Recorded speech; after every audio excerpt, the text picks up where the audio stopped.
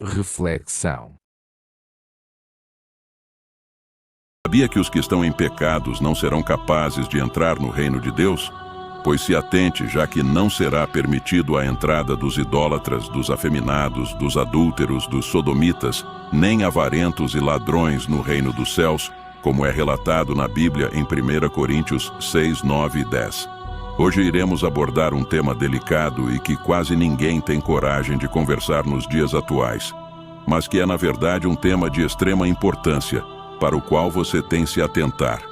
São eles pecados muito graves segundo a Bíblia. Preste muita atenção nos pecados que irei narrar, e se você está praticando algum deles, saiba que nesse momento você pode estar se afastando do reino de Deus. Mas tenha calma e não se desespere, pois existe esperança e cura em Jesus Cristo. O que faz as pessoas terem medo de falar sobre esses assuntos hoje em dia é o famigerado medo do cancelamento, pois a sociedade moderna transformou esses atos pecaminosos em algum corriqueiro, e quem pensa de maneira cristã acaba sentindo que está sempre nadando contra a maré, e a influência de Satanás tenta fazer com que o cristão acredite está indo para o lado errado. Está claro na Bíblia os assuntos pertinentes à sexualidade, então não tem como interpretar errado. Deus criou o sexo como uma bênção dentro do casamento, mas com limites estabelecidos nas Escrituras. Cruzar esses limites nos coloca no campo do pecado sexual, com consequências devastadoras. Fique conosco até o final, para você descobrir quais são os pecados sexuais que podem te afastar de Deus. Sensualidade e exibicionismo. A sensualidade é algo que vem sendo frequentemente tratado de forma banal e superficial. Já reparou que hoje em dia, jovens se exibirem na internet, em troca de fama e dinheiro, se tornou algo comum? É importante entender que esse exibicionismo tem implicações espirituais e morais profundas. Segundo a Bíblia, a sensualidade e o exibicionismo vão contra os ensinamentos bíblicos sobre como devemos honrar nossos corpos, que são templos do Espírito Santo. O apóstolo Paulo nos adverte fortemente em 1 Coríntios 6, 18, 20, ao dizer: fujam da imoralidade sexual.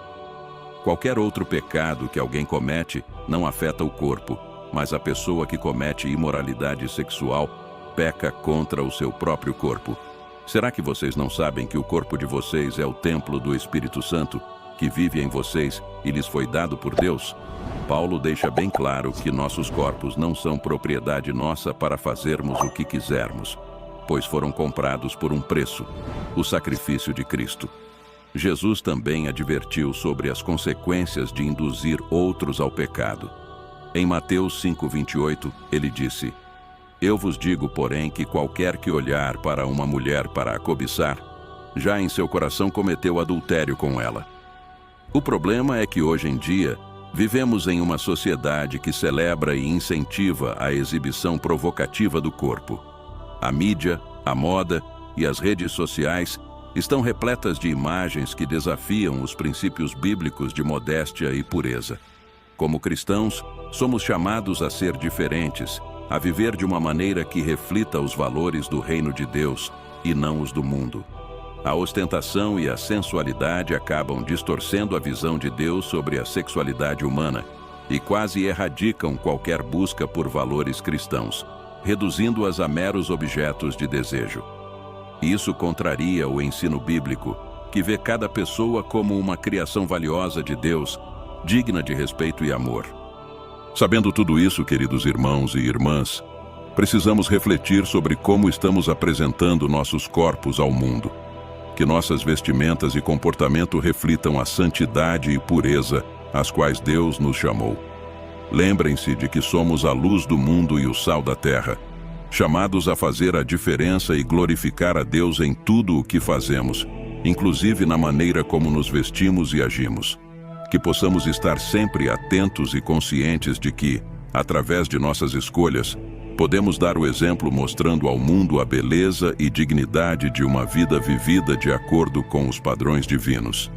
Que possamos, dia após dia, optar por nos vestir e agir de forma que honre a Deus e inspire outros a buscar a pureza em todas as áreas de suas vidas. Adultério. Este é um tema complexo, mas é fundamental, pois as repercussões desse pecado são devastadoras, tanto espiritualmente quanto emocionalmente.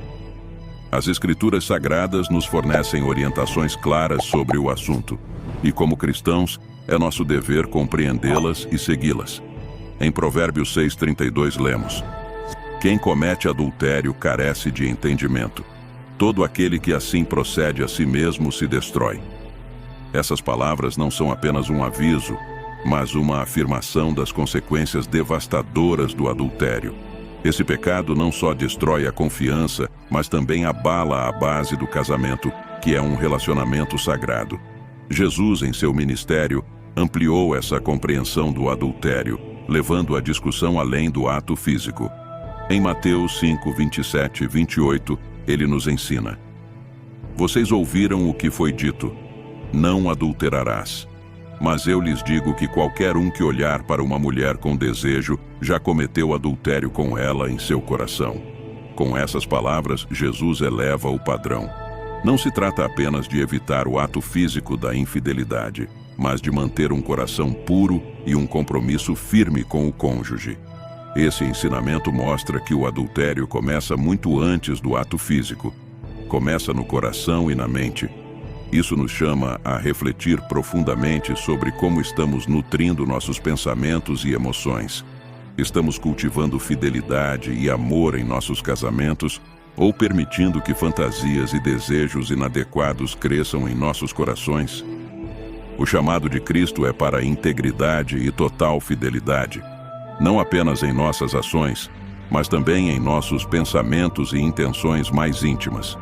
Ele deseja que nossos casamentos reflitam o compromisso e o amor sacrificial que ele tem pela igreja, como descrito em Efésios 5:25. Maridos, amem suas esposas assim como Cristo amou a igreja e entregou-se por ela.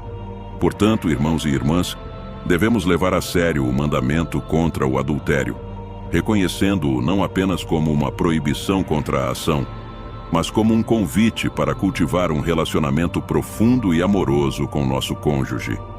Que nossas famílias sejam lugares de segurança, amor e fidelidade. Homossexualidade. Como seguidores de Cristo, devemos abordar essa questão com seriedade e compaixão. Nossa fé se baseia na verdade da Palavra de Deus, que é clara e não permite relativização quando se trata de pecado. Em Levítico 18:22, encontramos uma declaração explícita contra a prática da homossexualidade no Antigo Testamento. Não te deitarás com um homem como se fosse mulher. Isso é uma abominação. Em Levítico 20:13, a lei é reafirmada. Se um homem se deitar com outro homem como se fosse mulher, ambos cometeram abominação. No Novo Testamento, Paulo discute as consequências dessa prática em Romanos 1:26-27, mostrando como leva a práticas sexuais contrárias à natureza. Apesar dos contextos culturais e temporais, a questão da homossexualidade é consistentemente apresentada como contrária ao plano divino para as relações humanas. No entanto, a mensagem de Cristo é de arrependimento, transformação e amor incondicional para todos. Em 1 Coríntios 6:11, Paulo fala de redenção para aqueles que se voltam para Cristo, independentemente de seu passado. Assim foram alguns de vocês. Mas vocês foram lavados, foram santificados, foram justificados no nome do Senhor Jesus Cristo e no Espírito do nosso Deus.